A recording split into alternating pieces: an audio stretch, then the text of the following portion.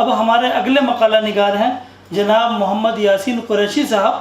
آپ کا تعلق شعبہ اردو گجرات یونیورسٹی احمد آباد سے. آپ تشریف لائیں اور اپنا مقالہ پیش کریں.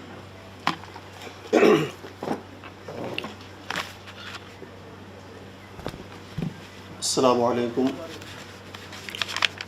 صدر محترم کی اجازت چاہتے ہوئے اور تمہیدی بات جو میں نے تحریر کی تھی اس کے بالکل حذف کرتے ہوئے میں سیدھا موضوع سے بات کرنا چاہتا ہوں. شروع کرتا ہوں. بسم اللہ الرحمن الرحیم. افسانوی کائنات میں نیر مسعود، میں معذرت چاہتا ہوں میں نے اپنا موضوع جو ہے وہ نہیں بتایا.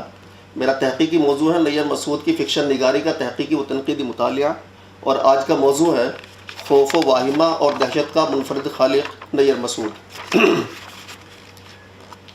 افسانوی کائنات میں نیر مسعود ایک ایسے منفرد و یکتا افسانہ نگار ہیں جن کے افسانوں میں ایسی کائنات کی منظر کشی ہوتی ہے جن میں مبہم و ناہمواری کے ساتھ ایسے واقعات و جزیات کو پیش کیا گیا ہے جن کا بیان کرنا اضطراب و پریشانی کا باعث ہوتا ہے.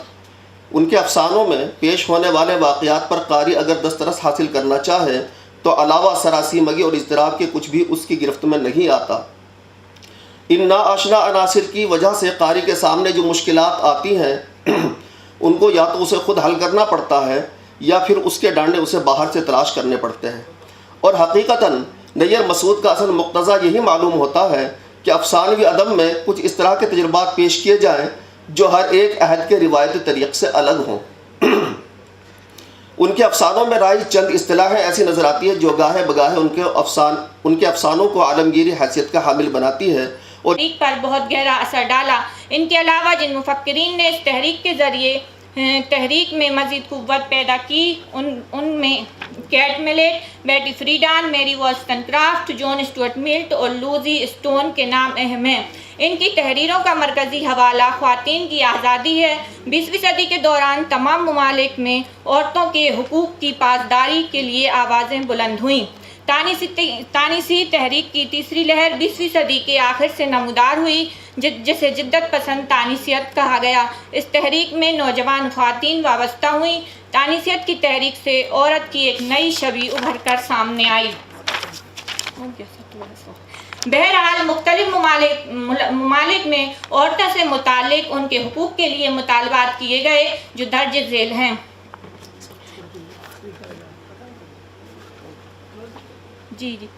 مختلف ممالک میں عورتوں سے متعلق ان کے حقوق مطالبات کیے گئے. تانیسیت کی تحریک کو فروغ ملتا رہا. مختلف ممالک میں حسب ضرورت یہ مطالبات کیے گئے اور قانون بنائے گئے اور انہیں نافذ بھی کیا گیا. الغرض عالمی تحریکات میں تانیسیت کی تحریک ایک انفرادی مقام رکھتی ہے. تانیسیت کی تحریک نے انسانی سماج کے ہر شعبے کو متاثر کیا. تانیسیت کی تحریک کی بازگشت بین الاقوامی سطح پر نظر آ رہی ہے. تانیسیت کی تحریک اور اردو افسانہ. تانیسیت کی تحریک مغرب کی دین ہے. تانیسیت کی تحریک نے مغربی ممالک کے ساتھ ساتھ مشرقی ممالک میں بھی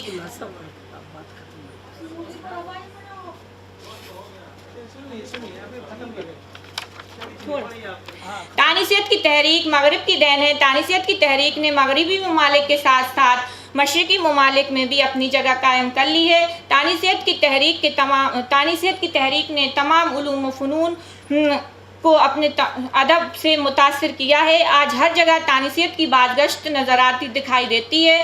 تانیسیت آج جدید سماجیات و ادب کا ایک نہایت اور اہم وسیع موضوع بن چکی ہے. تانیسیت کی تحریک سے صرف ادب ہی نہیں بلکہ فکر و فلسفے کے تمام نظریات متاثر ہوئے ہیں. اردو ادب پر بھی تانیسیت کے نقوش دکھائی دیتے ہیں. ان کے علاوہ اگر ہم افسانے کی بات کریں تو افسانے پر بھی تانیسیت کی چھاپ دکھائی دیتی ہے. ان میں کچھ افسانہ نگاروں کے نام ہیں جو درج ذیل ہیں: پریم چند، راجن سنگھ بیدی، کرشن چند، رشید جہاں، عصمت چغتائی، رضیہ سجاد ظہیر اور قرۃ العین حیدر. شکریہ. بہت شکریہ.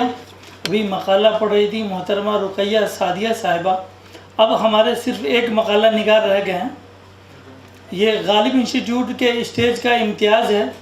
کہ ایک تو ہمیں پورے ملک کے شعبہ اردو کے اسکالر سے ملاقات ہو جاتی ہے یہاں آ کے، اور دوسری بات یہ کہ ہمیں اندازہ ہوتا ہے کہ کن کن موضوعات پہ کہاں کہاں ریسرچ چل رہا ہے۔